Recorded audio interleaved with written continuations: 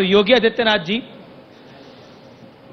ऐसा संवाद शुरू करते हैं क्योंकि पिछले कुछ महीनों के अंदर बहुत कुछ हुआ है, लेकिन क्योंकि 26 जनवरी का दिन है, भारत के संविधान का दिन यह माना जाता है और संविधान को लेकर बहुत कुछ कहा भी गया है। सबसे पहले तो क्या कहना चाहते हैं प्रदेश के वासियों को, देश के वासियों को? न्यूज 18 उत्तर प्रदेश को मैं सबसे पहले 18 वर्ष की शानदार यात्रा के लिए बधाई देता हूं और आज रिलॉन्च के अवसर पर अपनी शुभकामनाएं भी देता हूं। देश के लोकतंत्र का एक महत्वपूर्ण आधार है मीडिया, और हम लोगों को भी बहुत बार शासन के कार्यों को बेहतर तरीके से समाज के बीच तक पहुंचाने के लिए जिस किसी एक माध्यम का सहारा लेना पड़ता है तो उसमें मीडिया की एक बड़ी भूमिका होती है। तो स्वाभाविक रूप से जब स्वस्थ और प्रतिस्पर्धी मीडिया भी रहेगी तो लोकतंत्र उतना ही सशक्त और शानदार होगा। तो लक्ष्य सबका एक ही है, रास्ते अलग अलग हो सकते हैं। कल का संविधान अंगीकार करने का दिवस, गणतंत्र दिवस भी हम सबको इसी बात का एहसास करा रहा है कि केवल संवैधानिक अधिकारों की बात नहीं बल्कि संवैधानिक कर्तव्यों के प्रति भी हम जागरूक हों और उन संवैधानिक दायित्वों का ईमानदारी पूर्वक निर्वहन अगर हम करने लग जाएंगे, जिसके बारे में आदरणीय प्रधानमंत्री जी ने बार बार कहा है। अभी 26 नवंबर को जब संविधान सभा ने संविधान को अंगीकार किया था, हम लोग हर तिथि को मनाते हैं, आखिर 26 नवंबर की तिथि को क्यों विस्मृत कर दिया? क्योंकि अथक परिश्रम से दुनिया के सबसे बड़े दस्तावेज को उस दिन संविधान सभा ने अंगीकार किया और कल 26 जनवरी को वह लागू होता है। तो प्रधानमंत्री जी ने इसी बात को कहा था कि 26 नवंबर की तिथि को हम संविधान दिवस के रूप में मनाएं। हमने आजादी के बाद से अधिकारों की बात तो बहुत कर ली है, अब कुछ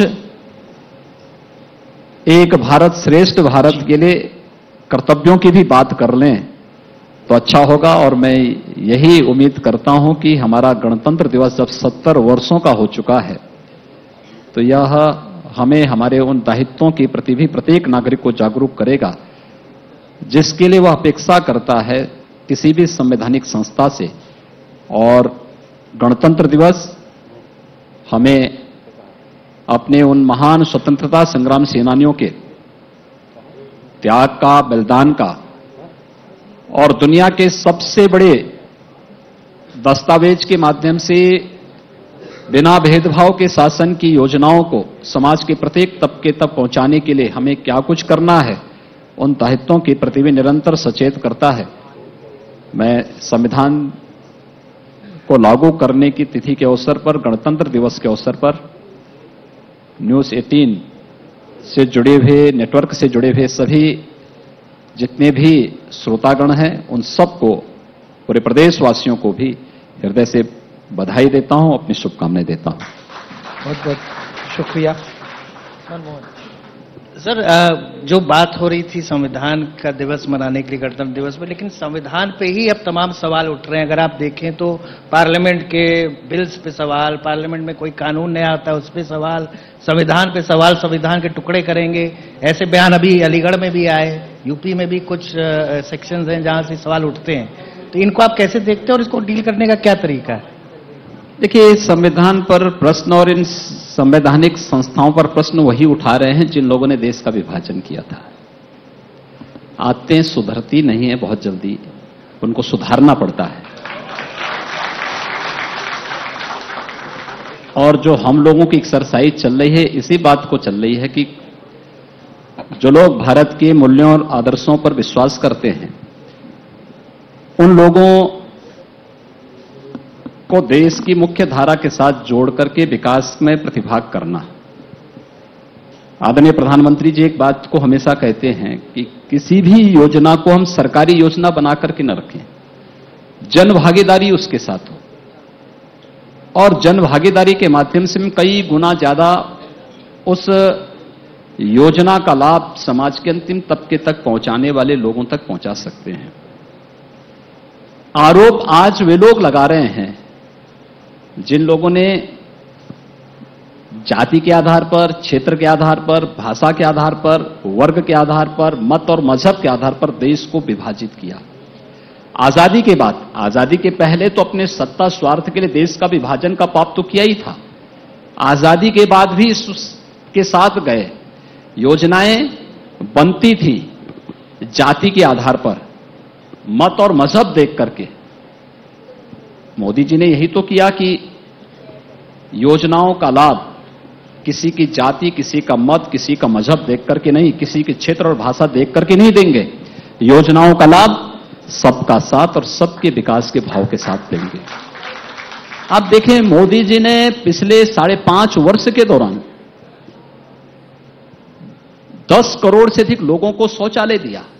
आजादी के 70 वर्षों के बाद देश के अंदर शौचालय नहीं मिल पाया था लोगों को। 2.5 करोड़ से अधिक लोगों को एक आवास दिया। 4 करोड़ परिवारों को विद्युत के कनेक्शन दिए। कनेक्शन देने का मतलब नहीं, ऐसा नहीं कि वहां विद्युतीकरण हो चुका था, इंफ्रास्ट्रक्चर नहीं पहुंचा था। अकेले उत्तर प्रदेश के अंदर विगत 2.5 वर्ष के दौरान 1,75,000 से अधिक गांव और मजरों तक विद्युतीकरण का कार्य जब हम लोगों ने किया, तब हम 1 करोड़ 20 लाख लोगों को विद्युत कनेक्शन दे पाए। और देश के अंदर 4 करोड़ ऐसे परिवारों को ये कनेक्शन दिए गए। जी, 8 करोड़ लोगों को रसोई गैस के कनेक्शन दिए गए। 60 करोड़ लोगों को आयुष्मान भारत में निःशुल्क 5 लाख रुपए की हर वर्ष स्वास्थ्य सुविधा देने की व्यवस्था की गई। लेकिन किसी की जाति, मत और मजहब देख के नहीं किया। हमने वोट बैंक नहीं तलाशा। हमने कहा भी देश के अंदर पैदा होने वाला हर व्यक्ति भारत के हर संसाधन पर अधिकार रखता है। हमने नहीं कहा कि देश के संसाधनों पर पहला अधिकार मुसलमानों का है। हमने कहा भारत के हर नागरिक का भारत के हर संसाधन पर पहला अधिकार है और ये उसको मिलना ही चाहिए। कोई भेदभाव इसमें नहीं जी। लेकिन एक भारत श्रेष्ठ भारत बनाना है तो पाप के उन विषैले जड़ों को तो निकाल के बाहर करना ही पड़ेगा। और मुझे लगता है जिस कार्य के लिए मोदी जी का अभिनंदन होना चाहिए था, अमित शाह जी का अभिनंदन होना चाहिए था, आज वोट बैंक बनाने वाले लोगों को जब लगता है कि अब उनकी राजनीति हमेशा के लिए समाप्त हो रही है, तो उन लोगों ने अब कानून की प्रतियां फाड़नी शुरू कर दी हैं, संविधान पर प्रश्न उठाना प्रारंभ कर दिया है, आगजनी और तोड़फोड़ को ठेका देकर के करवाने का एक नया जज्बा दिखाने का कुत्सित प्रयास करना प्रारंभ कर दिया है। तो स्वाभाविक रूप से उन लोगों का जोश नकली है, हमारा असली है। और मुझे लगता है इस असली जोश के साथ हम भी कार्य कर रहे हैं। योगी जी, या तो भारतीय जनता पार्टी की केंद्र में सरकार हो, चाहे उत्तर प्रदेश में योगी आदित्यनाथ की सरकार हो, क्या ये समझाने में विफल रही या समझना ही नहीं चाह रहा? क्योंकि हम देख रहे हैं कि लगातार कई जगह विरोध प्रदर्शन हुए। दिल्ली के शाहीन बाग में हुआ तो लोग धरने में बैठे हैं, तो लखनऊ में भी धरने में बैठे हैं, एएमयू में भी हुआ तो जामिया में भी हुआ। देखिए, समझाया उसको जा सकता है जो समझना चाहता हो। देखिए, रास्ता उसको दिखाया जाता है जो वास्तव में राह चलने का आदी हो या राह चलना चाहता हो। आप अंधे को तो रास्ता दिखा सकते हैं, लेकिन जो जानबूझ करके अंधा बनने का ढोंग कर रहा हो उसका कुछ नहीं हो सकता है। लेकिन वो कह रहे हैं कि आप लोगों ने अंधा कर दिया है उनको। हमने कर नहीं दिया है जी। ये समाज उन्हें अवश्य कर देगा। जो अनावश्यक रूप से ढोंग कर रहे हैं ये समाज उन्हें कर देगा। योगी जी, एक जो कि महत्वपूर्ण बात है, आपने एक नई प्रक्रिया शुरू कर दी। इस पर बहुत हो हल्ला हो गया, दिल्ली से लेकर लखनऊ से मुंबई तक बहुत हल्ला हो गया कि पहले तो मुआवजा दिया जाता था, लेकिन आपने शुरू करा कि जो बस जलाएगा, जो चौकी जलाएगा, उससे हम वसूलेंगे। देखिए, ये पब्लिक प्रॉपर्टी है जी, उत्तर प्रदेश की हो या देश की हो। ये पब्लिक प्रॉपर्टी टैक्स पेयर के पैसे से खरीदी गई है, मेरे घर का पैसा नहीं लगा है, या आग लगाने वालों के घर का पैसे से नहीं बना है। इसकी सुरक्षा करना और इसका संरक्षण करना भी हमारा दायित्व बनता है। यही संविधान हमें प्रेरणा देता है। मैं उसका मालिक नहीं हूं, मैं उसका कस्टोडियन मात्र हूं। आज मैं हूं, कल कोई दूसरा व्यक्ति आएगा। हर एक व्यक्ति का संवैधानिक दायित्व है। अगर हमें एक भारत के रूप में, श्रेष्ठ भारत के रूप में इस देश को आगे बढ़ाना है और भारत को दुनिया की एक ताकत बनाना है, तो हर एक व्यक्ति को कस्टोडियन बनकर के इन दायित्वों के निर्वहन करने के लिए आगे आना पड़ेगा। और इसलिए मैंने तय किया, देखिए, मैं पहला मुख्यमंत्री हूं जिसने सर्वाधिक पैसा मुख्यमंत्री राहत कोष से हर एक गरीब को पहुंचाया है, बिना भेदभाव के पहुंचाया है। मेरे पास कोई आवश्यक नहीं कि किसी जनप्रतिनिधि का, किसी प्रशासनिक अधिकारी, किसी पर, एक कॉमन मैन भी एक एप्लीकेशन भेजता है कि साहब मुझे बीमारी हो गई है, या कोई व्यक्ति कहता साहब फलाने कार्य के लिए मेरे पास पैसा नहीं है, मैं तत्काल डीएम को भेजता हूं, मेरा कार्यालय डीएम को भेजता है, जिलाधिकारी को भेजता है।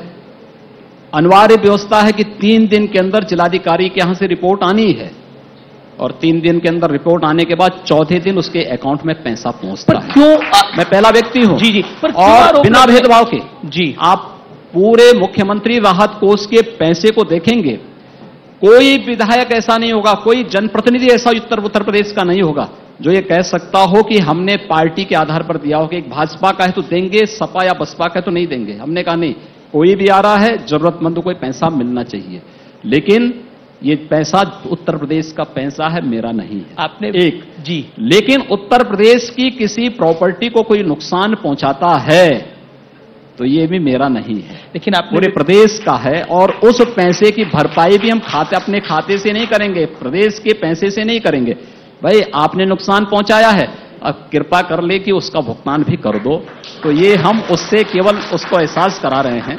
और मुझे लगता है कि कुछ जगह लोगों ने स्वेच्छा से दिया है, जहां नहीं होगा तो आरसी कटेगा, कुड़की करेंगे और प्रक्रिया को आगे बढ़ाएंगे। मतलब आप कह रहे हैं कि इस पे अडिग हैं आप? देखिए, अडिग नहीं, ये मेरा दायित्व है। भाई अगर मेरी स्वयं की प्रॉपर्टी को कोई नुकसान पहुंचाता है जी, तो मैं उसके लिए लड़ता हूं। मुझे जनता ने यहां पर भेजा है मुख्यमंत्री के रूप में, मेरा दायित्व क्या है? उत्तर प्रदेश के कस्टोडियन के रूप में मैं काम करूं, उत्तर प्रदेश की जनता की सुरक्षा और सुविधा के साथ साथ यहां की प्रॉपर्टी की सुरक्षा का दायित्व भी निर्वहन करूं। और मैं इस दूसरा, आगजनी की घटना के पहले ऐसा नहीं कि ऐसा सब अचानक हुआ हो, हमने हर स्तर पर संवाद भी बनाया, हर एक को बताया। सबने कहा साहब कुछ नहीं होगा। हमने कहा देखो भाई, पहले से साफ है, आप अपने पर्व त्योहार मना रहे हैं, कोई दिक्कत नहीं, लोकतंत्र में धरना प्रदर्शन कर रहे हैं, कोई दिक्कत नहीं, आप आइए धरना प्रदर्शन के लिए, आप परमिशन लीजिए, हम आपको परमिशन देंगे। लेकिन ऐसा धरना प्रदर्शन एक असीमित नहीं हो सकता, उसका कोई दायरा असीमित नहीं हो सकता। आप लोग व्यवस्था को भंग नहीं कर सकते, कॉमन मैन के आवागमन को बाधित नहीं कर सकते। इस चीज को देखना पड़ेगा, इसका ध्यान आपको रखना पड़ेगा। लेकिन ये प्रॉपर्टी को जलाना, लोगों पे हमला करना, ये चीजें करना, ये नहीं स्वीकार्य हो सकती हैं, कतई नहीं स्वीकार्य होंगी। और मैंने स्पष्ट कहा है कि एक एक पाई को वसूली कर रहे हैं, करेंगे भी। इसमें किसी प्रकार का कोई मान मनोबल नहीं होगा। ये समय गया जब उपद्रवी और दंगाइयों को मुख्यमंत्री आवास पे बुला करके उनको माला पहनाई जाती थी, गुहार की जाती थी कि भैया आप ये मत करो। आज ऐसा नहीं होगा। आप प्रदेश के अंदर सम्मान के साथ रहना चाहेंगे तो आपको सम्मान के साथ जीने का अधिकार सरकार देगी। लेकिन अगर आप उपद्रव करके अराजकता पैदा करने का प्रयास करेंगे तो फिर वही करेंगे जो हमें करना होगा, जो हमने तय किया है। जी सर, लेकिन इसी से जुड़ा सवाल ये है कि जैसे आपने अभी इसके पहले कहा कि हर स्कीम हमारी हर आदमी के लिए है, ना किसी वर्ग के लिए, ना किसी धर्म के लिए, ना किसी जाति के लिए। लेकिन सवाल यही उठ रहा है कि जो आपने कहा कि हर नागरिक के लिए, लेकिन नागरिकता ही सरकार कई लोगों की खत्म कर रही है।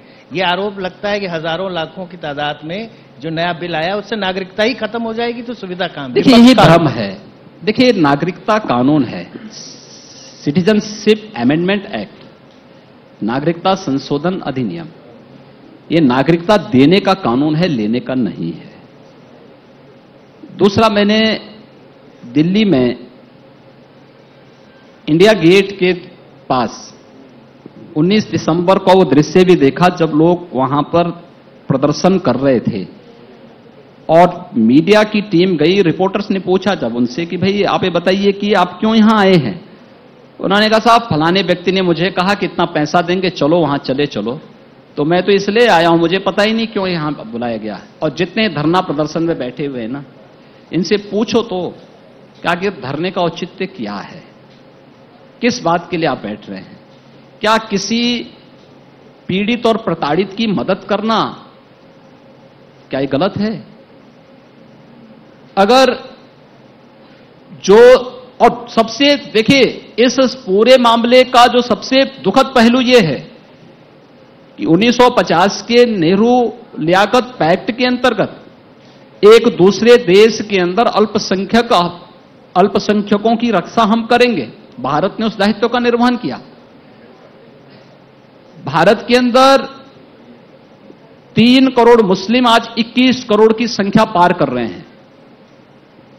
लेकिन पाकिस्तान के अंदर क्या हुआ? 23 करोड़ हिंदू आज 1% पे आ गया है। कहां गए बाकी? क्या उनके लिए कोई मानवाधिकार नहीं? क्या उनके जीवन की सुरक्षा की कोई गारंटी पाकिस्तान दे पाया? आपने देखा होगा अभी सुप्रीम कोर्ट में बलूचिस्तान हिंद संस्था ने एक रिट दाखिल की। उसने कहा साहब हम जाएं कहां?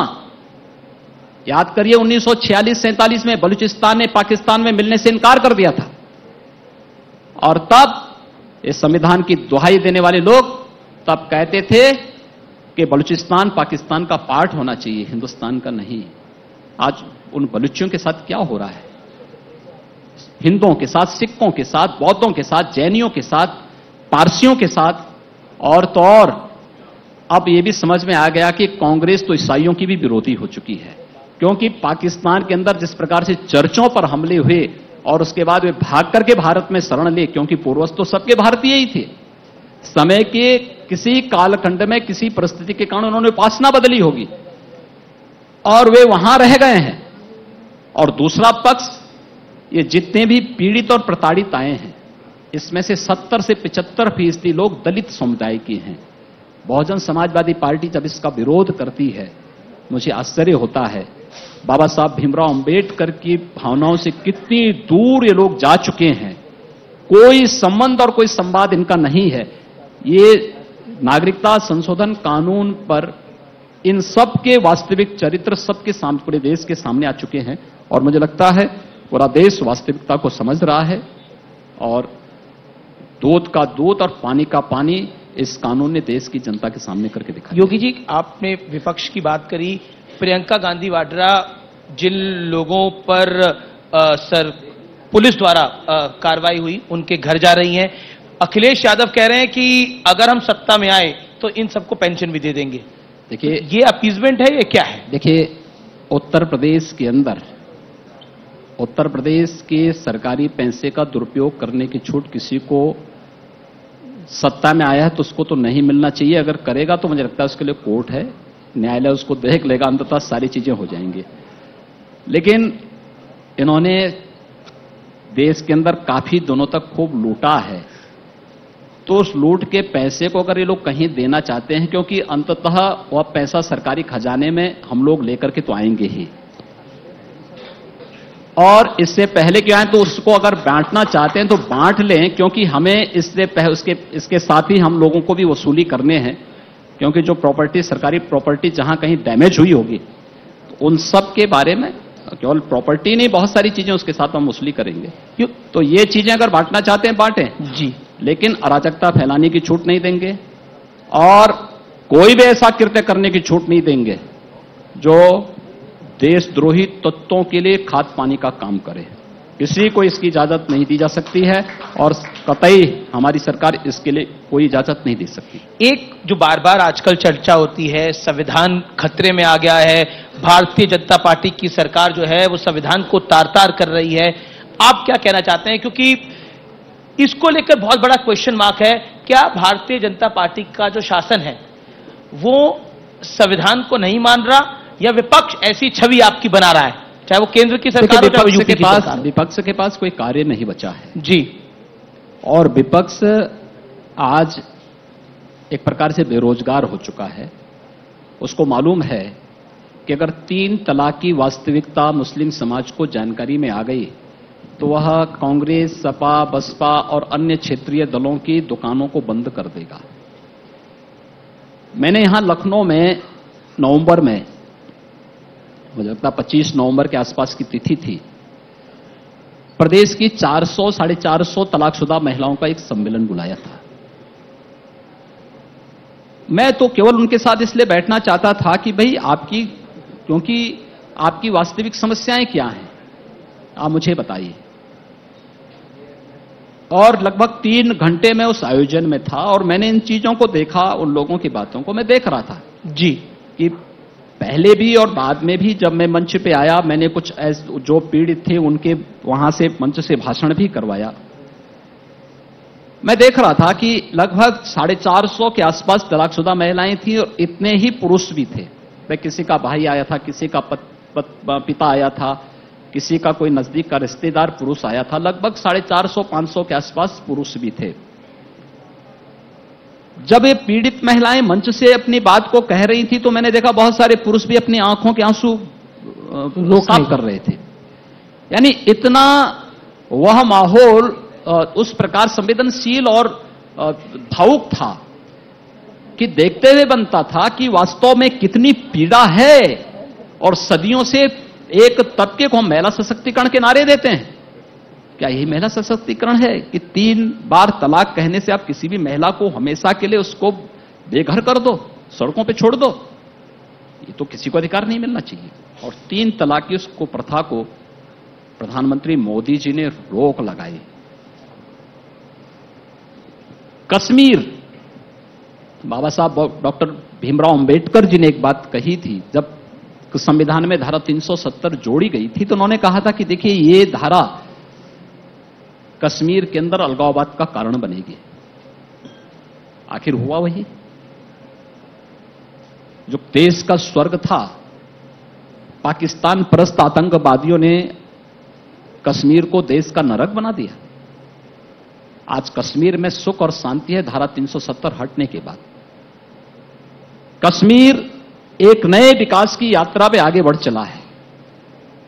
और जो लोग देश को खौफ दिखाते थे, ये हो जाएगा। और मैं इसी बात को कह रहा हूं, ऐसे ही 500 वर्षों से लटकाया गया था राम जन्मभूमि का मामला। कोई कोर्ट में अर्जी देता था, कोई किसी अन्य बहाने उसमें बाधा पैदा करता था। लोग कहते थे, मैं तब भी कहता था भाई कुछ नहीं होने वाला है, न्यायालय मेरिट के आधार पर फैसला कर ले। उत्तर प्रदेश के अंदर फैसला आना है, उत्तर प्रदेश के अंदर लागू होना है, हम लागू भी करेंगे और एक तिनका नहीं हिलेगा। और मैं मानता हूं उत्तर प्रदेश के इतिहास में सबसे शांतिपूर्ण दिन था 9 नवंबर की तिथि, जिस दिन अयोध्या में राम जन्मभूमि का फैसला सुप्रीम कोर्ट ने किया। लोग कहते थे खून की नदियां बहेंगी, मैंने कहा अरे मच्छर नहीं मरेगा, और कुछ नहीं हुआ। एकदम शांतिपूर्ण ढंग से सारी कार्रवाई हुई, कुछ भी नहीं हुआ। सबने उस कोर्ट के फैसले को माना। और ये ताकत, न्यायपालिका की ताकत का एहसास, लोकतंत्र की ताकत का एहसास दुनिया ने भी किया। दुनिया जो नहीं कर पाई वो भारत ने करके दिखाया। भारत के अंदर वह उदाहरण प्रस्तुत हुआ। अब इन सभी फैसलों से जो लोग अब तक फिरके की राजनीति करते थे, उन सबको अपने अस्तित्व पर खतरा आता हुआ दिखाई दिया। इसलिए उन्होंने ये सब महिमामंडन करना शुरू कर दिया। अरे साहब, संविधान खतरे में। 1975 में संविधान का गला किसने घोंटा था? भारतीय जनता पार्टी ने तो नहीं घोंटा था, तब तो कांग्रेस थी। एक कांग्रेस के नेता और नेत्री जो बातें कर रहे हैं, इनसे पूछा जाना चाहिए तब क्या हो रहा था। तब क्या संविधान की उपासना कर रहे थे क्या, जब इमरजेंसी लागू कर रहे थे देश के अंदर? उस समय इनसे पूछा जाना चाहिए। जब इन्होंने 356 का दुरुपयोग करके तमाम चुनी हुई सरकारों को ये लोग बर्खास्त करते थे जी, तब क्या कर रहे थे लोग? देश के अंदर अपने तरीके से इस देश के अंदर नरसंहार कर रहे थे, तब क्या कर रहे थे लोग? हमारी सरकार के समय तो कुछ नहीं हुआ। कश्मीर में धारा 370 समाप्त हुई, एक भी निर्दोष व्यक्ति नहीं मरा और एक भी आतंकी घटना नहीं घटित हो पाई, क्योंकि सरकार बहुत अच्छे हृदय से कार्य कर रही है, देश के हित में निर्णय ले रही है, हर एक तबके का विश्वास अर्जित कर रही है। अब विश्वास का ठेका किसी व्यक्ति और किसी पार्टी विशेष ने नहीं ले रखा है, ये देश को ध्यान में रखकर के फैसले लिए जाएंगे और मोदी जी के नेतृत्व में भारतीय जनता पार्टी सरकार वही कर रही है। पर एक बौद्धिक गैंग है जिसके निशाने पर आप भी रहते हैं, प्रधानमंत्री मोदी भी रहते हैं, अमित शाह भी रहते हैं, क्या कहना चाहते हैं उनको? देखिए, हम कोई अच्छा काम भी करेंगे ना, उसको विरोध करना है। प्रधानमंत्री जी ने जब घोषणा की प्रधानमंत्री आवास योजना की कि हर व्यक्ति को 2022 तक आवास मिलना चाहिए, हर गरीब को बिना भेदभाव के मकान दिया जाएगा, उन्होंने तब भी विरोध किया। कहां से देंगे? जब स्वच्छ भारत मिशन की घोषणा हुई और प्रधानमंत्री जी भारत के इतिहास में पहली बार हुआ जब वे झाड़ू लेकर के सड़कों पर निकले, तो लोगों ने कहा ये प्रधानमंत्री को करना चाहिए क्या? जी, तब भी प्रश्न उठाए थे। पर वो कहते हैं कि आप दूसरे साइड का तुष्टीकरण करते हैं। हमने कहा हम किसी आप हिंदुओं का तुष्टीकरण करने की कोशिश करते हैं। आप हमने योजनाओं का लाभ व्यक्ति, जाति, मत, मजहब, क्षेत्र, भाषा के आधार पर नहीं दिया, सबका साथ और सबके विकास की भावना के साथ दिया, सबको दिया, बिना भेदभाव के सबको दिया। मैं आपको उत्तर प्रदेश के अंदर आंकड़े बताऊं? जी जी, 17% मुस्लिम आबादी है और योजनाओं का लाभ मुस्लिम आबादी को 30% मिला है। ये उत्तर प्रदेश का आंकड़ा है। कैसे आप कह सकते हैं? अगर हमने चेहरे देख करके योजनाओं का लाभ दिया होता तो संभवतः ये 17% आबादी 30% लाभ शासन का नहीं लेती। हमने नहीं किया, भेदभाव नहीं किया, और ये अखिल भारतीय स्तर पर भी है। जी, इसलिए हमने वोट बैंक के आधार पर या किसी अन्य आधार पर दूसरा हमने जो मानक तय किए, 2012 के सेक्स सूची को हमने आधार माना है। 2012 में न प्रदेश में न केंद्र में भारतीय जनता पार्टी की सरकार नहीं थी। आंकड़े आपने बनाए, आपने उस समय जो भी तय करने थे क्राइटेरिया आपने तय किया, हमने तो योजना बना करके उनको दे दिया और हमने कहा जो छूटे हैं उनको भी देंगे, सबको हमने कहा। योगी जी, आपने एक बयान दिया कि पुरुष रजाई में, महिलाओं को चौक पर भेज दिया है, खेल खेला जा रहा है। देखिए, ये आखिर ये कायरता नहीं है क्या कि इस भीषण ठिठुरन में हमने भी सूर्यदेव से प्रार्थना की कि कम से कम बहुत दिन आप बादलों के अंदर रह चुके, कुछ आ जाए, बच्चे और कुछ महिलाएं बीच में बैठी हुई हैं तो इनको कुछ गर्मी लग जाए। जी, और नहीं तो इस भीषण शीत लहरी में छोटे छोटे बच्चों को लेकर के महिलाएं बैठे हैं। मैंने पूछा भाई आखिर क्यों बैठी हैं? कहा साहब ऐसे ही बैठ गई। मैंने कहा लोगों से पूछो तो कि आखिर क्या है ये सीएए, कुछ बताएंगे?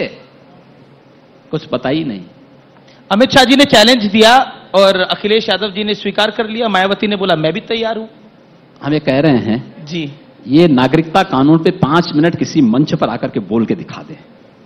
मैं भी बोल रहा हूं इस बात को। वो बोलते वो मैं फिर बोल रहा हूं ना, मैं बोल रहा हूं कि खिलाफ है। मैं अरे कौन मुसलमानों के खिलाफ मुद्दों पर आप तर्कसंगत तरीके से करिए ना, अपने तार्किक रूप से अपनी बात को कहिए कि क्या क्या है। 1 2 3 4 5 ऐसे मुद्दे गिना दीजिए जो नागरिकता कानून में संविधान विरोधी हो, एक भारत विरोधी हो, भारत के किसी नागरिक की नागरिकता को लेता हो, ये बोल के दिखा दें।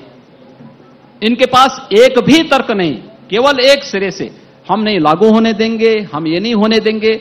उनको ना नागरिकता कानून के, ना उनको सीए के बारे में मालूम, ना एनपीआर के बारे में, ना एनआरसी के बारे में, किसी के बारे में जानकारी नहीं इन लोगों को। अगर ये लोग पढ़े होते, कभी पढ़ने की आदत डाले होते, तो प्रदेश की जनता क्यों धूल चटाती उनको? एएमयू में अभी एक छात्र नेता है, उन्होंने बहुत बड़ा बयान दिया। मुझे लगता है इस मंच पर बतौर मुख्यमंत्री आप क्या कहना चाहते हैं? देखिए, जो जैसा बोलेगा उसके अनुरूप परिणाम भी पाएगा और सरकार कानून के दायरे में रह करके उसी प्रकार की कार्रवाई भी करेगी। ओवैसी साहब ने बोला हमारे पूर्वजों ने 800 साल राज किया है, हमसे कागज कौन से दिखवाओगे? देखिए, उन्होंने तो और कुछ भी बोला। उन्होंने बोला कि हमारे बाप ने तो 4 मीनार बनाया है, लाल किला बनवाया है, इन्होंने क्या बनवाया है? ये भारत सनातन काल से भारत है, और भारत दुनिया की हर पीड़ित और प्रताड़ित कौम को हमेशा शरण दी है।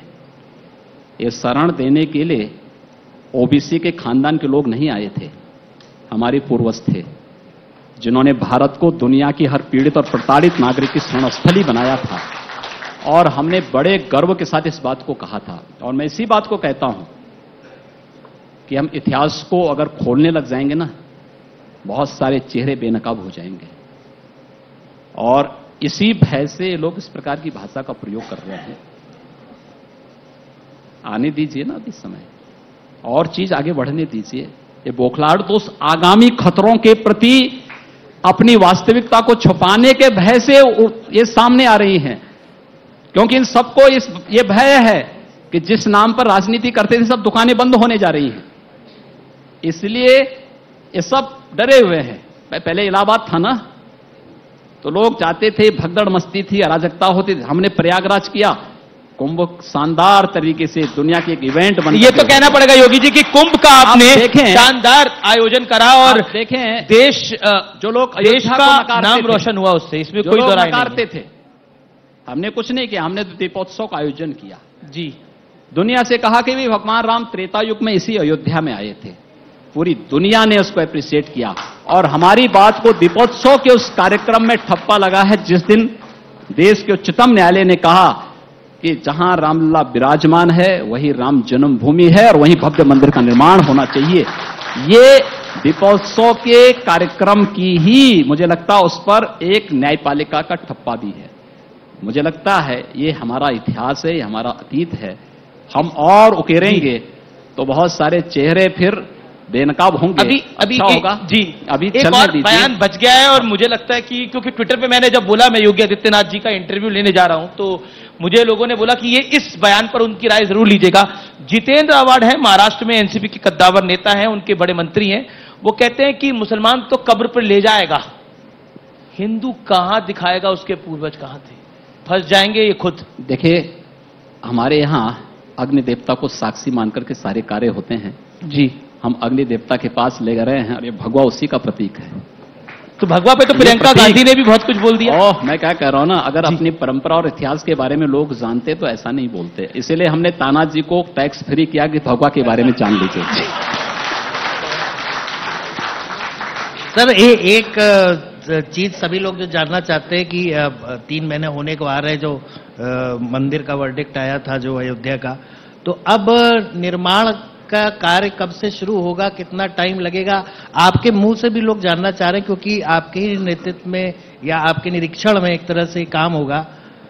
कब से शुरू होगा, कितना टाइम लगेगा? देखिए, अयोध्या में 3 महीने के अंदर, यानी 9 फरवरी के अंदर अंदर राम जन्मभूमि से संबंधित ट्रस्ट का निर्माण हो जाना है।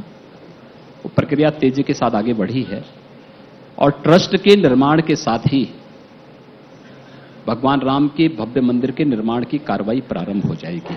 सारी तैयारी हमारी प्रारंभ हो चुकी है, हम लोग हर एक चीज के लिए आगे बढ़ चुके हैं। और आप आश्चर्य करेंगे कि अभी से लोगों के बैंक ड्राफ्ट आने शुरू हो गए हैं कि हम अयोध्या में राम मंदिर के लिए पैसा, मैंने सबसे अपील की, मैंने कहा देखिए आपको भेजने की आवश्यकता नहीं, आह्वान करेंगे, आप किसी के पास भेजिए मत, उस अकाउंट में अकाउंट पे करिए और 10 रुपए से ज्यादा कोई मत भेज दीजिए। हर व्यक्ति 10-10 रुपया दे देगा, भव्य मंदिर का निर्माण भगवान राम का अपने आप बन जाएगा। ये राम का मंदिर होगा, राष्ट्र का मंदिर होगा, भारत के वास्तव में उस मंदिर का निर्माण जो राम राज्य की परिकल्पना को साकार कर रहा हो। और मुझे लगता है मोदी जी के नेतृत्व में भारतीय जनता पार्टी की सरकार ने वही करके दिखाया है और मुझे लगता है ये उसी का मंदिर, उसी अनुरूप एक मंदिर का निर्माण होना है। ये प्रक्रिया तेजी के साथ आगे बढ़ रही है, किसी को संदेह नहीं होना चाहिए। सर, ये आपने झारखंड की रैली में भी बोला और उसके बाद भी कि 10 रुपया और एक शिला, एक पत्थर, तो क्या मोबिलाइजेशन पब्लिक से होगा, फंड का यूपी में भी होगा? ये हर एक व्यक्ति की हर एक व्यक्ति की श्रद्धा और आस्था को एक मंच देना हुआ है, वर्षों से तमन्ना। आप सोचिए ना, कितने हम गौरवशाली पीढ़ी है। वास्तव में स्वयं इस बात को मानता हूं, किसी जन्म में बहुत अच्छे पुण्य किए होंगे हम लोगों ने कि हमारी कई कई पीढ़ियां मिट गई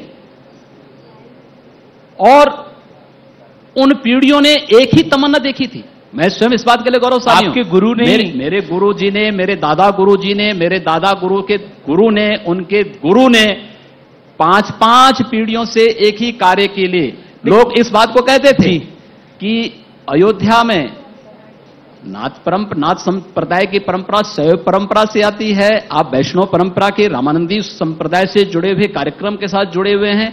आप आश्चर्य करेंगे, मेरे दादा गुरु 1934 और 1949 के रामलला के प्रकटीकरण के उस पूरे आयोजन को लीड करते हैं।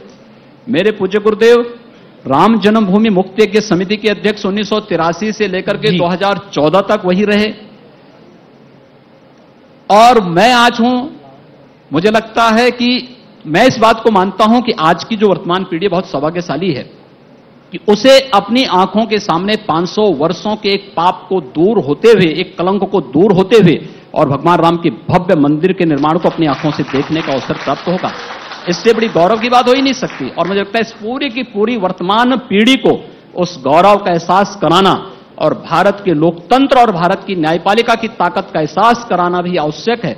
इस दिशा से हर एक व्यक्ति की सहभागिता इस आंदोलन, इस अभियान के साथ जुड़नी चाहिए। मैं व्यूअर्स को बताना चाहता हूं कि योगी आदित्यनाथ जी को हम सदन से कवर करते रहे और जब 26/11 हुआ था, मुझे अच्छी तरह याद है, मैं इस वाक्य का जिक्र इसलिए कर रहा हूं, तो योगी आदित्यनाथ जब पहला सत्र हुआ और उसके बाद आए तो बहुत ही आक्रोशित थे। उन्होंने बोला ऐसे कैसे हो सकता है, हमारे घर में घुस के कोई हमें मार के चले जाए और हम रिएक्ट भी न करें। और 2010 में जब इलाहाबाद हाईकोर्ट ने राम मंदिर का फैसला दिया और उसके बाद हुआ कि ये अब सुप्रीम कोर्ट पे जाएगा, तब पत्रकारों ने सवाल आपसे पूछा था कि योगी जी अब तो मंदिर फिर लटक गया। आपने बोला आज नहीं तो कल होगा ही होगा। क्या आपको लगता है कि योगी आदित्यनाथ मुख्यमंत्री और राम मंदिर आने वाले 6 महीने में उसका काम शुरू हो जाएगा? ये जो कोइंसिडेंस है, इसको आप कैसे देखते हैं? देखिए, ये काम तो होना ही है, पर आप मुख्यमंत्री लेट के होगा, बिना अब लेट किए होगा एकदम। अब ये काम युद्ध स्तर पर आगे बढ़ने वाला है और मुझे लगता है किसी को संदेह उसमें नहीं होना चाहिए। सारी बाधाएं दूर हो चुकी हैं। देश को, न्यायपालिका को, मोदी जी को धन्यवाद ज्ञापित करना चाहिए, आभार व्यक्त करना चाहिए कि चुनाव के दौरान जो एक नारा दिया था भारतीय जनता पार्टी के कार्यकर्ताओं ने कि मोदी है तो मुमकिन है, और मुझे लगता है ये सब कार्य उसी श्रृंखला में आगे बढ़ते हुए दिखाई दे रहे हैं। भगवा को लेकर बहुत कुछ हुआ। प्रियंका गांधी ने बोला कि योगी आदित्यनाथ जी जो हैं वो भगवा का मतलब ही नहीं समझते, बदला नहीं है भगवा का मतलब, भगवा आध्यात्मिक है भारत के लिए। अब इन्होंने अध्यात्म के बारे में समझा होता तो अध्यात्म के बारे में चर्चा करते। तो लोग तो देखिए, यही अंतर है, इंडिया और इटली की संस्कृति में इतना ही अंतर है कि उनको भगवा की वास्तविक जानकारी होती तो संभवतः वे भगवा के बारे में मुझसे तो कम से कम चर्चा नहीं ही करते। राहुल गांधी से कर लेते, हो सकता है उनकी राहुल गांधी से अध्यक्ष को लेकर के प्रतिस्पर्धा हो, लेकिन कम से कम मुझसे तो नहीं करते। और भगवा के बारे में मैंने पहले ही बोल दिया है कि भगवा भारतीय परंपरा और भारतीय संस्कृति की प्रतीक है और ये लोक कल्याण के अभियान के साथ भारत की ऊर्जा को इसी प्रकार से आगे बढ़ाती रहेगी। आपने तो राहुल गांधी को भी यूपी से बाहर कर दिया, अमेठी हार गए वो, अब उन्हें वायनाड की शरण लेनी पड़ी। आप चिंता मत करिए, अभी जो बचा होगा वो भी अगली बार भारतीय जनता पार्टी के पास होगा। जी, योगी आदित्यनाथ जी 50 सालों से जो उत्तर प्रदेश का काम रुका हुआ था वो था कमिश्नरी सिस्टम। मैं जानना चाहता हूं आपसे कि कैसे कर दिया आपने? बड़ा विरोध होगा इसका? तो कोई विरोध नहीं है। देखिए, उत्तर प्रदेश की 23 करोड़ जनता को सुरक्षा पाने का अधिकार है और इसमें कहीं कोई विरोध नहीं है भाई। यानी जो प्रस्ताव बनता है वो प्रस्ताव अचानक मैं बना रहा हूं या मैं किसी एक बाबू से कह करके बना रहा हूं, ऐसा नहीं है। और प्रस्ताव पहले कई टेबल से होके गुजरता है और फिर वो प्रस्ताव अंततः फिर मेरे पास आता है, फिर कैबिनेट के पास जाता है। यद्यपि एक पुलिस एक्ट ने यह पावर मुख्यमंत्री को दी थी कि वह अपने उस पावर का इस्तेमाल करके भी इस व्यवस्था को लागू कर दे, लेकिन मैंने कहा नहीं, हमारी प्रशासनिक व्यवस्था का विश्वास आवश्यक है क्योंकि ये दोनों हमारी व्यवस्था के मजबूत अंग हैं। ये अधिकारों की कहीं लड़ाई नहीं है। सुरक्षा सबको चाहिए, हर एक व्यक्ति को सुरक्षा चाहिए और वह हर व्यक्ति सुरक्षा पाने का अधिकारी है। स्मार्ट पुलिसिंग के लिए पुलिस कमिश्नरेट सिस्टम आवश्यक थी। हमने उसको प्रदेश की राजधानी लखनऊ में और अपनी आर्थिक राजधानी नोएडा में लागू किया है पहले चरण में, और मुझे लगता है इसके बहुत बेहतरीन परिणाम आएंगे आने वाले समय में, और अच्छे परिणाम आने वाले हैं। अच्छे तरीके से चीजें आगे बढ़ेंगी। प्रदेश के हित में जो भी कदम उठाने पड़ेंगे, मैंने कहा ना, मेरी जवाबदेही प्रदेश की 23 करोड़ जनता के प्रति है, किसी एक व्यक्ति के लिए नहीं, किसी एक समुदाय के लिए नहीं, किसी एक जाति के लिए नहीं। अक्सर कहते होंगे आप बड़े कठोर हैं। नहीं, मैं कठोर नहीं हूं। मैं तो सबके साथ बैठ करके सबकी राय लेने के बाद निर्णय लेता हूं, सबकी राय लेता हूं बाकायदा। हर एक उसमें अगर कोई भी विभाग का होता, मैं विभाग के प्रत्येक अधिकारी को भी बैठाता हूं, सभी तबके के लोगों को बुलाता हूं, जहां समाज की राय लेनी होती है उनकी भी राय लेता हूं, और राय लेने के बाद फिर अंत में बोलता हूं कि भाई देखो, ये पब्लिक हित में ये होगा, लोक हित में ये होगा, अच्छा होगा, और हमें इसको इस रूप में करना चाहिए, क्योंकि हमारा उद्देश्य लोक हित होना चाहिए, प्रदेश का हित होना चाहिए, और उस उद्देश्य से हम लोग हर फैसले को लागू करते हैं। यही कारण था कि प्रदेश के अंदर इन सभी आयोजनों को कुशलतापूर्वक संपन्न करने में हमें सफलता मिली। आज उत्तर प्रदेश पुलिस को चुनाव आयोग ने बेहतरीन तरीके से चुनाव संपादित करने के लिए सम्मानित किया। आज हमने भी उत्तर प्रदेश पुलिस के जवानों को और अधिकारियों को कुंभ सेवा मेडल से सम्मानित किया है। यह उसी प्रक्रिया का हिस्सा है। अगर हर एक मामले में हम हस्तक्षेप करने लग जाएं, हर एक मामले में हम अनावश्यक रूप से दबाव में आकर के काम करने लग जाएंगे, तो मैं कुंभ को आयोजन कुशलतापूर्वक नहीं कर सकता हूं। एक सुरक्षित कुंभ, एक स्वच्छ कुंभ, एक सुव्यवस्थित कुंभ को नहीं कर सकता। अभी देखिए, 12 से 16 जनवरी के बीच में, इसी महीने में, ये प्रदेश की राजधानी में नेशनल यूथ फेस्टिवल हुआ। अब तक का सफलतम आयोजन था ये, बहुत अच्छे ढंग से संपन्न हुआ। कॉमनवेल्थ पार्लियामेंट्री एसोसिएशन का सम्मेलन ही लखनऊ में आयोजित हुआ है 16-17 जनवरी को, बहुत कुशलतापूर्वक संपन्न हुआ। ये आयोजन एक टीम वर्क है जी, और हर एक उस टीम का हर एक सदस्य जब अपनी जिम्मेदारियों का पालन करता है तो उसके परिणाम उसी रूप में सामने आते हैं, और उसी परिणाम को लेकर के हम लोगों ने चीजें आगे की। प्रदेश के हर नागरिक को सुरक्षा पाने का अधिकार है, और सरकार के मुखिया के नाते मेरा दायित्व बनता है कि मैं सोचूं कि कैसे मैं प्रदेश के हर नागरिक को सुरक्षा दे सकूं, और उसके लिए जो भी कदम उठाने पड़ने चाहिए मुझे उठाने चाहिए। और मुझे उचित लगा कि पुलिस कमिश्नरेट सिस्टम आज की आवश्यकता है, हमने उसको लागू किया है। स्मार्ट पुलिसिंग आज की आवश्यकता है, उसके लिए हम लोगों ने कदम उठाया है। सेफ एंड स्मार्ट सिटी आज की आवश्यकता है, हमने उसके लिए कदम उठाए हैं, उसकी दिशा में आगे बढ़े हैं। सर, जैसे आपने कहा कि तमाम कुंभ मेले का सफलतम आयोजन हुआ, युवा महोत्सव का हुआ, अब एक गंगा यात्रा का जो आप शुरुआत करने जा रहे हैं, तो इसके पीछे लार्जर मैसेज क्या है, क्यों कर रहे हैं, किस लिए कर रहे हैं, क्या? देखिए, यह देश आभारी है प्रधानमंत्री मोदी जी का। आप देखें कि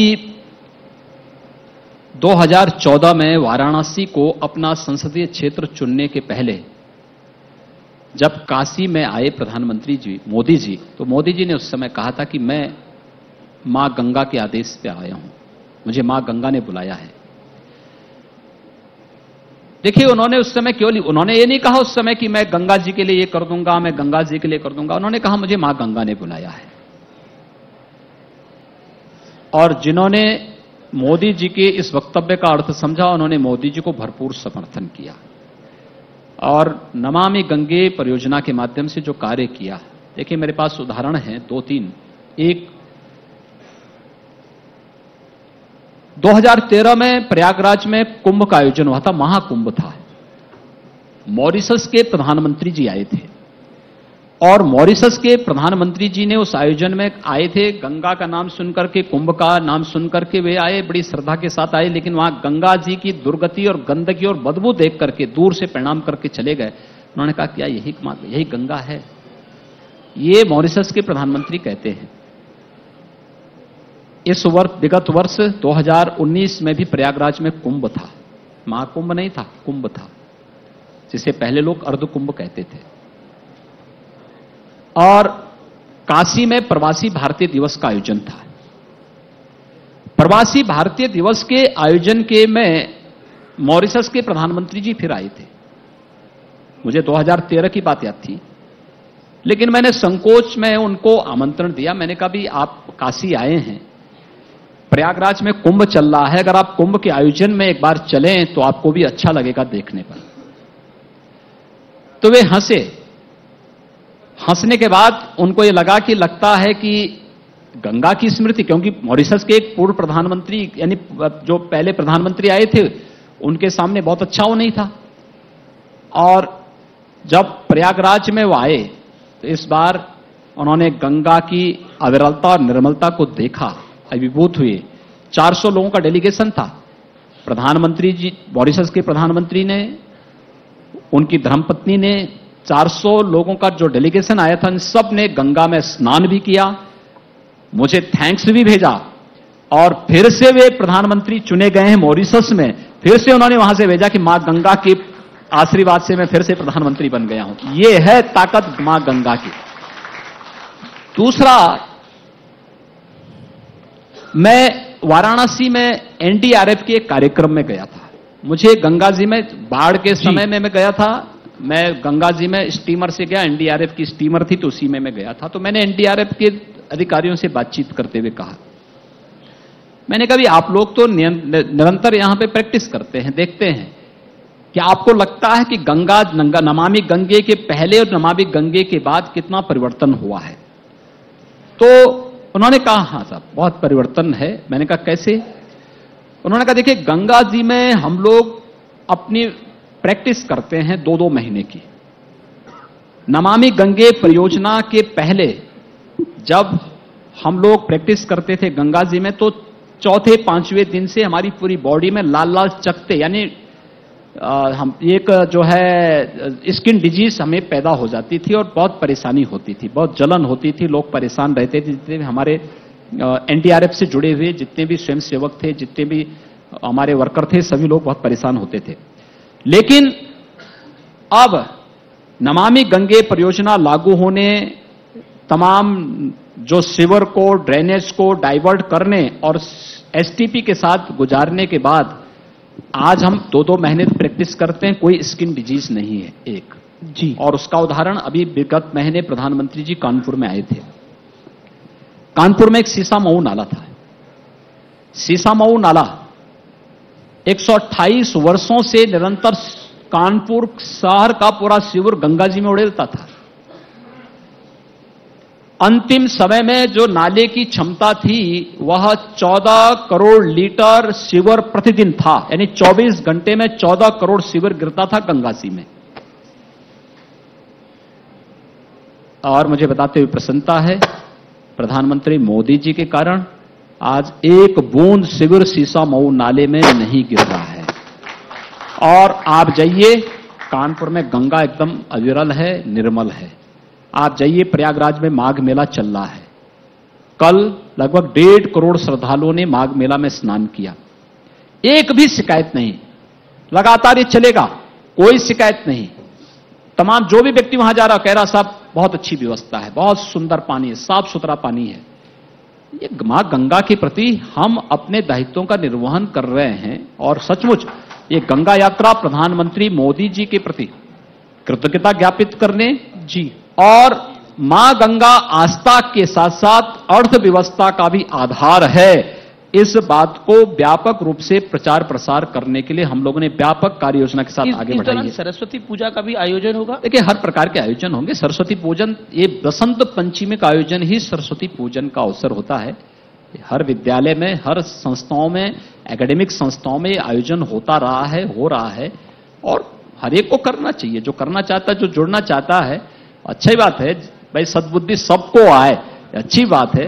लेकिन अब उसके बाद भी कोई नहीं चाहता कि सद्बुद्धि उसको आए, तो हम उसका क्या कर सकते हैं? किसी को बाध्य नहीं कर सकते। भगवा कारण हो रहा है, मैं उसके लिए बाध्य नहीं कर सकता कि आप पूजा करें। जिसकी मर्जी आए पूजा करें, जिसकी मर्जी आए ना करें, वो ना करें ना। क्योंकि राइजिंग यूपी का मंच है, लगभग 2.5 साल से ज्यादा आपकी सरकार को हो चुके हैं। क्या आपको लगता है जब आप मुख्यमंत्री पद की शपथ ले रहे थे, एक सपना आपने उत्तर प्रदेश के लिए देखा होगा कि आप उत्तर प्रदेश को कहां लेके जाएंगे। क्या हम मान सकते हैं कि इस कार्यकाल के आधे वर्ष लगभग पूरे हो चुके हैं, आप मान सकते हैं कि आप वहां तक पहुंच पाएंगे 2022 में? देखिए, 19 मार्च को मेरी सरकार अपने कार्यकाल का 60% समय पूरा कर चुकी होगी जी। और ये मान करके चलिए कि 5 वर्ष के दौरान हमारी सरकार उत्तर प्रदेश की उन सभी जन आकांक्षाओं की पूर्ति करते हुए दिखेगी जिसके लिए वर्षों से, दशकों से उत्तर प्रदेश की जनता तरस रही थी। 2022 में भारतीय जनता पार्टी 3/4 से अधिक वोटों के साथ फिर से चुनाव जीत करके प्रदेश में सत्ता बनाएगी। मैं इसको बहुत दावे के साथ कह रहा हूं, उत्तर प्रदेश में फिर से भारतीय जनता पार्टी की सरकार बनेगी, कोई संदेह इसमें नहीं होना चाहिए। इस दौरान जो कार्य हुए हैं, जो कार्य चल रहे हैं, ये उत्तर प्रदेश की इकोनॉमी को भी देश की सबसे बड़ी अर्थव्यवस्था के रूप में स्थापित करने में उत्तर प्रदेश को आगे ले जाएंगे। और हम लोग उसका रोड मैप भी केवल खींचे नहीं, बल्कि हमने उस पर कार्य भी करना प्रारंभ कर दिया। सर, ये आपने कहा कि 3/4 से आप दोबारा आएंगे, लेकिन इस बार आपको मेन ऑपोजिशन किससे दिखती है? कौन सी पॉलिटिकल पार्टी? क्योंकि पहले तय तो कर लें ये लोग कि इनका वोट बैंक कौन सा है।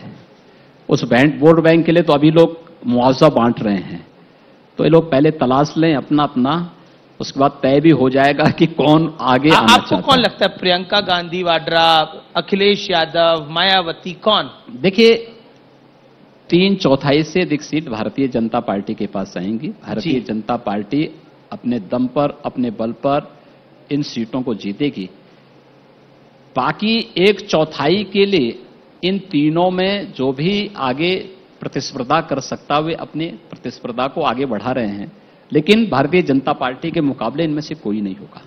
एक सवाल, क्योंकि बार बार हम विकास की बात कर रहे हैं, आपने इकोनॉमी का जिक्र किया। प्रधानमंत्री मोदी ने बोला कि 2022 तक देश की अर्थव्यवस्था जो है वो $22 ट्रिलियन की लगभग होगी, और उत्तर प्रदेश में इसकी एक बड़ी भूमिका होगी, इसमें कोई दो राय नहीं है।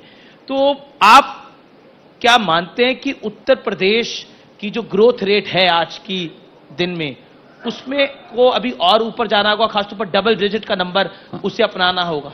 देखिए, हमने उसी बात को तय किया है कि अगर हमें 2024 तक आदरणीय प्रधानमंत्री जी के $5 ट्रिलियन की इकोनॉमी बनाने के उस लक्ष्य को प्राप्त करने में सहभागी बनना पड़ेगा, तो बनना है तो हमें उत्तर प्रदेश की इकोनॉमी को $1 ट्रिलियन तक पहुंचाना पड़ेगा। जी। और उत्तर प्रदेश का उसमें बहुत बड़ा रोल होगा। उत्तर प्रदेश को उस दिशा में अपना रोड मैप तैयार करना होगा। हमें अपनी इकोनॉमी को वर्तमान से एकदम डबल ले जाना पड़ेगा। 8% क्या इस आसपास है? 8 के आसपास है। हम इसको 12-13 तक ले जा रहे हैं, और उत्तर प्रदेश में उस संभावनाएं बढ़ी क्योंकि वैश्विक मंदी है, इसलिए 8 से ऊपर लेके जाना बहुत टफ हो जाएगा। मैंने कह रहा ना, हमारे पास उस प्रकार की संभावनाएं मौजूद हैं, और इसलिए मौजूद हैं हमारे लिए। एक, उत्तर प्रदेश दुनिया का सबसे बड़ा बाजार भी है। जी। दूसरा, यहां पर पिछले कई दशकों से जो चीजें रुकी हुई थी, थमी हुई थी, बेईमानी और भ्रष्टाचार की भेंट चढ़ी हुई थी, आज उससे मुक्त करा करके एक नई दिशा में हमने तय किया है। हमने IIM लखनऊ के साथ बैठ करके वही रोड मैप तय किया है। एक, दूसरा, एक्सपोर्ट की संभावनाएं कितनी ज्यादा हैं। देखिए, मैं धन्यवाद देता हूं प्रधानमंत्री जी को भी और अमित शाह जी को भी, जिन्होंने परंपरागत उद्यम के प्रति मुझे इस बारे में सचेत किया कि अगर आप अपने परंपरागत उद्यम को एक बार थोड़ा फोकस कर लें तो बहुत संभावनाएं वहां बनेगी। याद करिए, जब हम लोगों ने 2017 में अपना लोक कल्याण पत्र जारी किया था, यानी चुनाव घोषणा पत्र जारी किया था, तो उस समय हम लोगों ने उसमें परंपरागत उद्यम के लिए एक योजना बनाने की बात कही थी। और हम लोगों ने तब 2018 में जब पहली बार उत्तर प्रदेश स्थापना दिवस का आयोजन किया था, 1 डिस्ट्रिक्ट 1 प्रोडक्ट की एक योजना हमने चालू की थी। देखिए, उत्तर प्रदेश में MSME का बहुत बड़ा रोल रहा है। जी। जब ये देश आजाद हुआ तब उत्तर प्रदेश की अर्थव्यवस्था देश की अर्थव्यवस्था के समकक्ष थी। उत्तर प्रदेश की पर व्यक्ति आय देश की जो नेशनल एवरेज था उसके बराबर था। आज हम कहां हैं? उससे आधे पे हैं। और उसके आधे पर क्यों हैं? क्योंकि जिन लोगों ने प्रदेश के अंदर शासन किया, सर्वाधिक समय तक शासन किया, वे कांग्रेस रही हो, सपा हो या बसपा हो, इन्होंने बेईमानी और भ्रष्टाचार के सिवाय कुछ नहीं किया। बांटा है, समाज को बांटा है, योजनाओं का लाभ गरीब को, किसान को, नौजवान को देने की बजाय भाई भतीजे में बांटने का कार्य किया है। आज उसका परिणाम क्या है? उत्तर प्रदेश की प्रति व्यक्ति आय नेशनल एवरेज से आधी रह गई है। यहां की अर्थव्यवस्था चरवाने लग गई है। और आज मैं इस बात को कह सकता हूं, उत्तर प्रदेश की अर्थव्यवस्था देश के उन चुनिंदा 3 बड़ी अर्थव्यवस्थाओं में देश के अंदर उत्तर प्रदेश की अर्थव्यवस्था है। हमारे सामने कोई चैलेंज नहीं। अगर भारत सरकार कहती है कि हम लोग किसी योजना के लिए 10,000 करोड़ दे रहे हैं, इसमें 6,000 करोड़ आपको लगाने हैं, मैं सहज तैयार होता हूं कि हां, मैं अपने बजट से 6,000 करोड़ रुपए दे सकता हूं। क्या अन्य राज्य, कांग्रेस शासित राज्य ये दे सकते हैं? उनके पास तो वेतन देने के लिए पैसा नहीं है। हमारे पास देखिए, हमने कर्ज माफी भी किया, हमारी नकल बहुत सारे लोग करने का प्रयास किए, वे कंगाल हो गए। उत्तर प्रदेश तेजी के साथ बड़े बड़े इंफ्रास्ट्रक्चर की योजनाओं को लेकर के आगे बढ़ रहा है। योगी जी, हाल ही में कार्वी का सर्वे हुआ जिसमें आपको बेस्ट सीएम आंका गया। एक सवाल आपसे मैं पूछना चाहता हूं, अर्थव्यवस्था उत्तर प्रदेश के लोगों के जीवन को सुधारने के लिए बड़ी जरूरी है, उन्हें रोजगार मिले, लेकिन कानून व्यवस्था होगी तो अर्थव्यवस्था बेहतर होगी। आपके दिल के करीब कौन सा विषय है, कानून व्यवस्था या अर्थव्यवस्था? देखिए, मैंने कानून व्यवस्था से ही प्रारंभ किया था जी, और कानून व्यवस्था को ही आगे लेकर के हम लोग कार्रवाई की। भाई, हमने कहा कि क्राइम और करप्शन पर हम जीरो टॉलरेंस की नीति के तहत काम करेंगे। हमने करना प्रारंभ किया। मैंने बहुत अपील की कि भाई देखो, शांति से रहिए।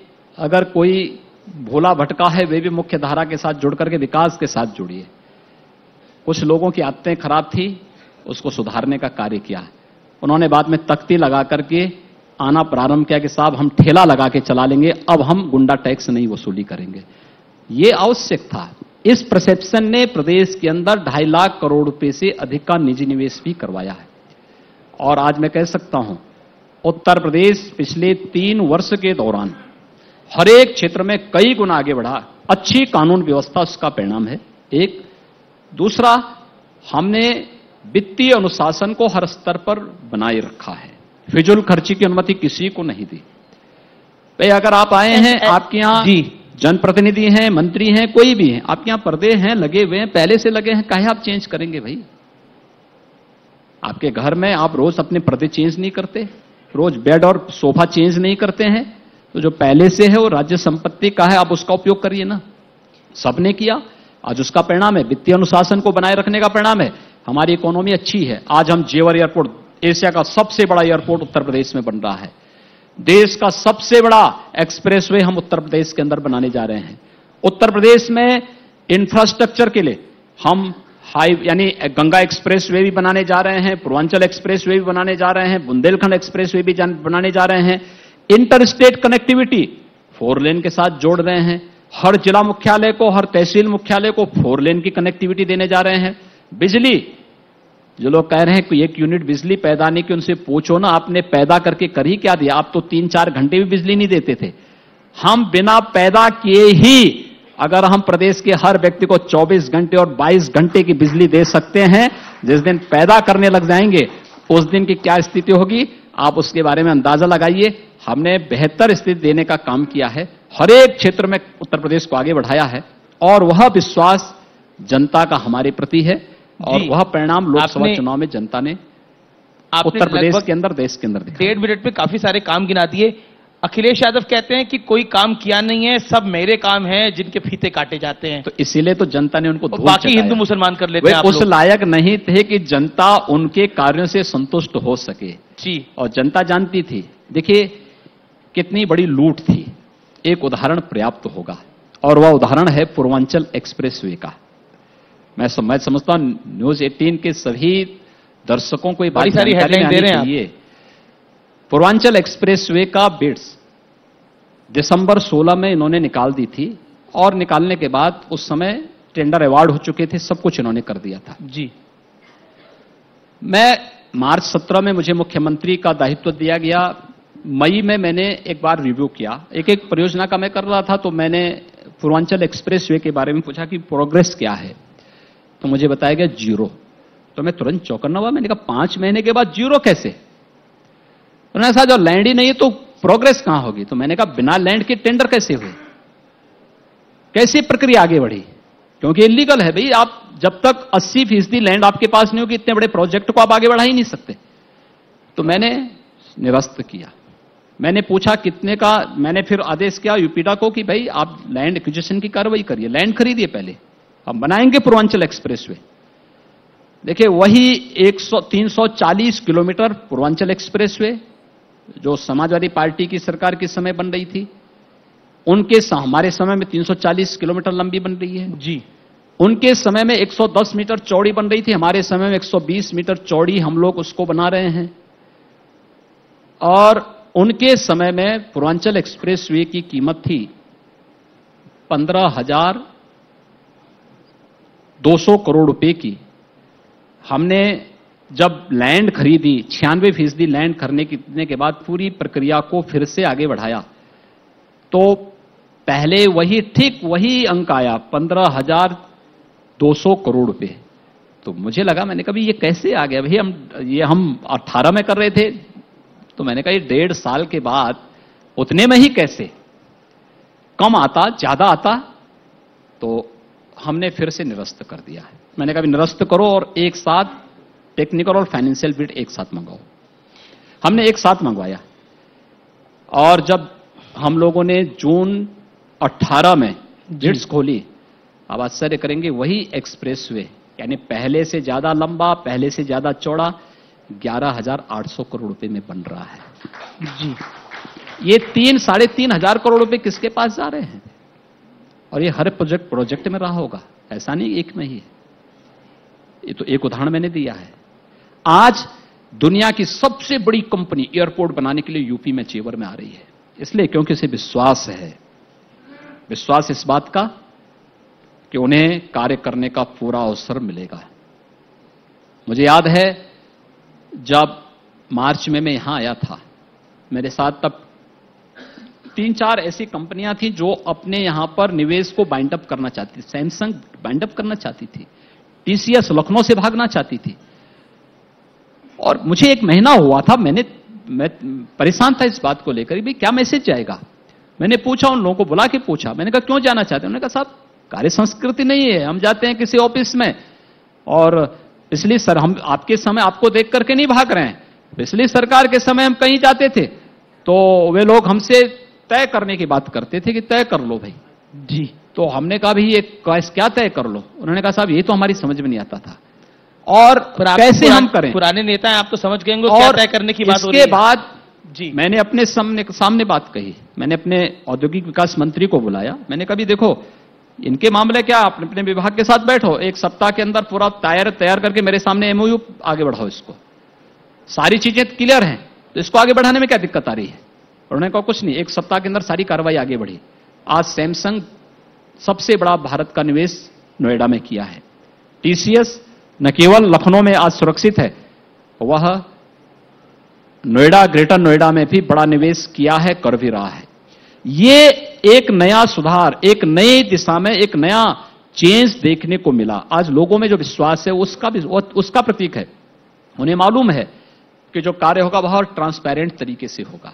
आज हर व्यक्ति आना चाहता, आज जितने भी लोग एक्सप्रेसवे में काम करने के लिए आ रहे हैं या बड़े बड़े प्रोजेक्ट में आ रहे हैं जी, वे इस विश्वास के साथ आ रहे हैं कि नहीं, अब उत्तर प्रदेश में जो होगा उन्हें पूरा अवसर मिलेगा और कहीं भी उनके साथ कोई चीटिंग नहीं हो सकती किसी भी स्टेज में, क्योंकि हमने ज्यादातर कार्यों को तो ऑनलाइन कर दिया है और निवेश मित्र पोर्टल के माध्यम से सारी प्रक्रिया को बहुत सरलीकरण करके उसको बहुत तेजी के साथ आगे बढ़ाया है। ये जो परिवर्तन हुआ है, ये परिवर्तन स्वाभाविक रूप से पिछली सरकारों में और आज की सरकार के अंतर को स्पष्ट कर देता है। अब इसके बाद भी कोई ये कहे कि पूर्वांचल एक्सप्रेसवे को हम लोगों ने बनाया था, तो उनका यही था जो मैंने आपको बताया है। वो 15,200 करोड़ रुपए में बना रहे थे, लैंड 0 थी, आपने तो और हमने लैंड भी ली और 11,800 करोड़ रुपए में उसी प्रोजेक्ट को हम आज बना रहे हैं। इस वर्ष के अंत तक मुख्य एक्सप्रेसवे को हम यातायात के लिए भी खोलने जा रहे हैं। ये हमारी एक उपलब्धि होगी। बुंदेलखंड एक्सप्रेसवे का शिलान्यास इस महीने के अंत में, अगले महीने तक हम लोग करवा लेंगे। गंगा एक्सप्रेसवे का सर्वे हमारा चल रहा है। हमारा प्रयास होगा इस वर्ष के अंत तक हम गंगा एक्सप्रेसवे को भी इसके साथ उसका भी शिलान्यास करके कार्य प्रारंभ कर देंगे। ये सारी प्रक्रियाएं तेजी के साथ आगे बढ़ी हैं और हर एक फील्ड में हमने बेहतर करने का प्रयास किया है और अच्छा किया है। ये विश्वास हमारे साथ में है और ये इसलिए किया है क्योंकि बेहतर कानून व्यवस्था और प्रशासन की बेहतर व्यवस्था आज जनता को दिखती है। सर, निर्माण तो तेजी से हो रहा है, लेकिन विपक्ष ये भी कहता है कि 3 साल हो गए, आप अभी भी नाम बदलते रहते हैं। अभी नदी का नाम, पहले शहरों का बदला, अब नदी का नाम बदला, घाघरा का नाम बदल। देखिए, अपनी परंपरा और अपनी संस्कृति के प्रति, अपने पूर्वजों के प्रति गौरव की अनुभूति करना चाहिए हर एक व्यक्ति को। और सरयू और घाघरा ये 2 अलग अलग नदियां हैं और अलग अलग नदियां होने के नाते दोनों का संगम स्थल गोंडा के पास एक स्थान पर होता है। उस स्थान से आगे जब जाते हैं तो कुछ घाघरा होती है, फिर कुछ सरयू होती है, फिर कुछ जगह घाघरा होती है, कुछ सरयू होती है। तो ऊपर से जो धाराएं आ रही हैं, घाघरा की घाघरा के रूप में, सरयू की सरयू के रूप में। लेकिन उसके बाद जब गोंडा में दोनों का मिलन होता है तो वहां से लेकर के और जहां पे गंगा जी में इसका मिलन होता है वहां तक के उस पूरे भूभाग को सरयू जी के नाम पर ही जाना जाना चाहिए, क्योंकि वो अयोध्या में भगवान राम से जुड़ी हुई स्मृतियां हैं।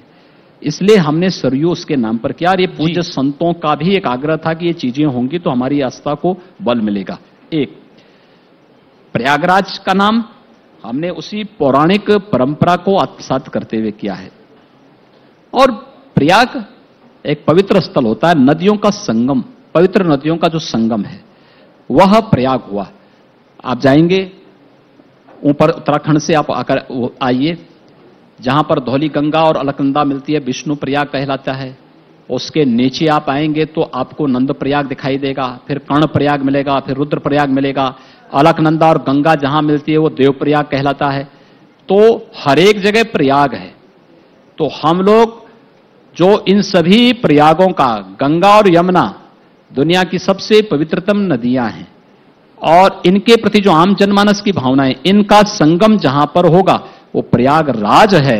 इसलिए हमने उस पौराणिक महत्व के साथ अपने उन पौराणिक महत्व के साथ समाज को जोड़ा है कि हमें अनुभूति हो सके कि हम किस परंपरा के वारिस हैं। हमें देखना चाहिए और मुझे लगता है हर भारतीय को भारत के पूर्वजों पर, भारत के महापुरुषों पर गौरव की अनुभूति करनी चाहिए। दिल्ली में चुनाव है और न्यूज 18 एक बड़ा मंच है और कई सारे चैनल्स हैं। दिल्ली के चुनावों पर आपका क्या कहना है? क्योंकि एक ओपिनियन पोल है वो ऐसा मान रहा है कि दिल्ली के अंदर एक बार फिर आपकी विपक्षी पार्टी की सरकार आ रही है, यानी 21 साल का सूखा रहेगा दिल्ली में अभी। देखिए, दिल्ली के विकास के सबसे बड़ी बाधा है आम आदमी पार्टी जी। और आम आदमी पार्टी हर विकास के प्रोजेक्ट को रोक करके जिस तरीके से आम आदमी पार्टी के द्वारा राजनीति की गई, आप आश्चर्य करते हैं। एक मुख्यमंत्री जनता की बुनियादी सुविधाओं को ध्यान देने की बजाय, विकास की योजनाओं को ध्यान देने की बजाय रजाई लेकर के धरने पर बैठ जाए, अनावश्यक रूप से न्यूसेंस क्रिएट करे, हर एक डेवलपमेंट की योजनाओं को लेकर के आरआरटीएस का कार्य क्यों नहीं पूरा हो पा रहा है? क्योंकि दिल्ली में आम आदमी पार्टी की सरकार ने उसमें बाधा पैदा की।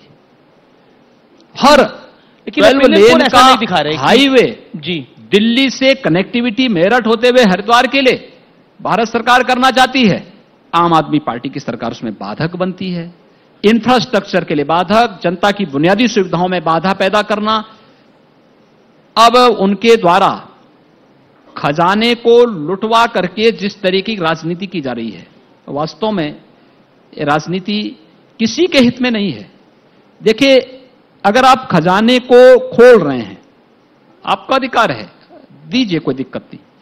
लेकिन अंततः जो महंगाई पे इसका असर पड़ेगा, उसकी तबाही से तो एक आम आदमी, एक गरीब व्यक्ति ही तबाह होगा। और उस गरीब को आप महंगाई से तबाह करना चाहते हैं, और यह कार्य आम आदमी पार्टी की सरकार दिल्ली के अंदर कर रही है। वो तो शहीन बाग के भी साथ खड़े हैं। दूसरा मनीष उदाहरण सिसोदिया ने हमारे मंच पे बोला, अरविंद केजरीवाल ने बोला कि हम शहीन बाग के साथ खड़े हैं। मैं क्या कह रहा हूं ना जी, वह हर उस कार्य के हर उस गतिविधि के साथ खड़ा होगा जो भारत विरोधी होगा और जो संविधान विरोधी होगा। ये इनकी प्रवृत्ति बन चुकी है। एक दूसरा, मैं उनको इस बात को, दिल्ली के चुनाव को आप कैसे देखते हैं? आपने बड़े सारे चुनाव उदाहरण मैं आपको देता हूं। देखिए, नमामि गंगे परियोजना का सबसे क्रिटिकल पॉइंट था कानपुर। जी, कानपुर के आगे गंगा मैया, गंगा कोई निर्मलता के लक्षण नहीं थे। जी, ठीक है। ठीक वैसे ही जैसे यमुना जी में सबसे क्रिटिकल पॉइंट है दिल्ली। नमामि गंगे परियोजना के कारण, आदरणीय प्रधानमंत्री जी के अनुकंपा से नमामि गंगे परियोजना के कारण हम लोग इस सबसे क्रिटिकल पॉइंट को निर्मल गंगा में बदलने में सफल हुए हैं। दिल्ली के अंदर यमुना जी की दुर्गति का कारण अगर आज के दिन पे कोई है तो आम आदमी पार्टी है। और अगर यमुना जी की ये दुर्गति है, मुझे लगता है कि आम आदमी पार्टी कभी सफल नहीं हो सकती। जी, होना भी नहीं चाहिए।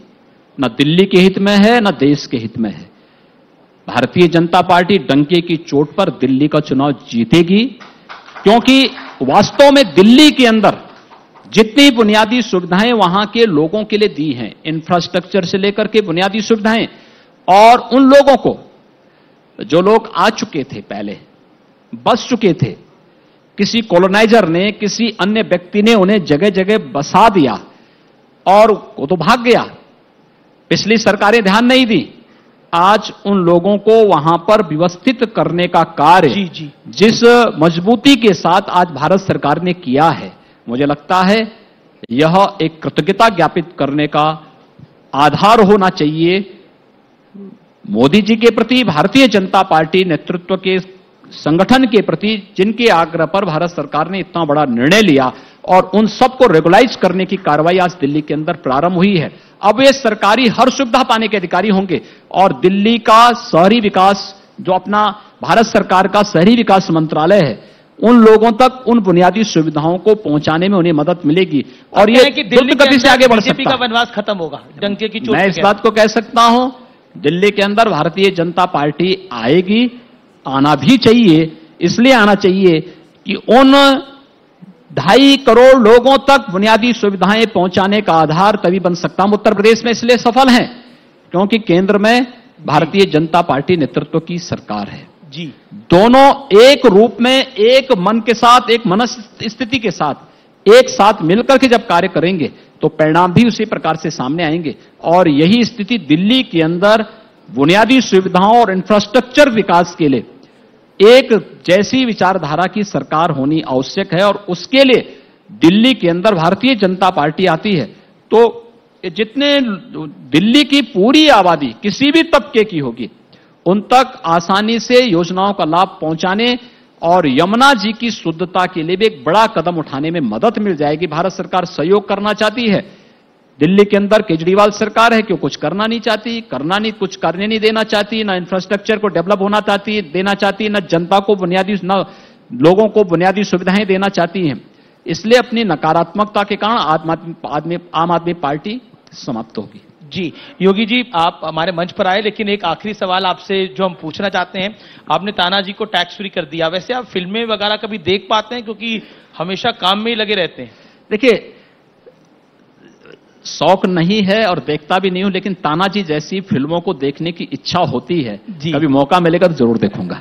जी, बहुत बहुत शुक्रिया योगी आदित्यनाथ जी आपका इस मंच पर आने के लिए। लेकिन अभी ये शाम खत्म नहीं हुई है, क्योंकि अब इसके बाद जो आएंगे वो हैं विलास। वो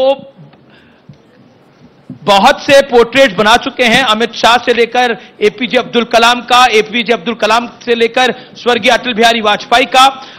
मैं योगी जी अनुरोध करूंगा आपसे कि अगले 7 मिनट हमें आप जरूर दें।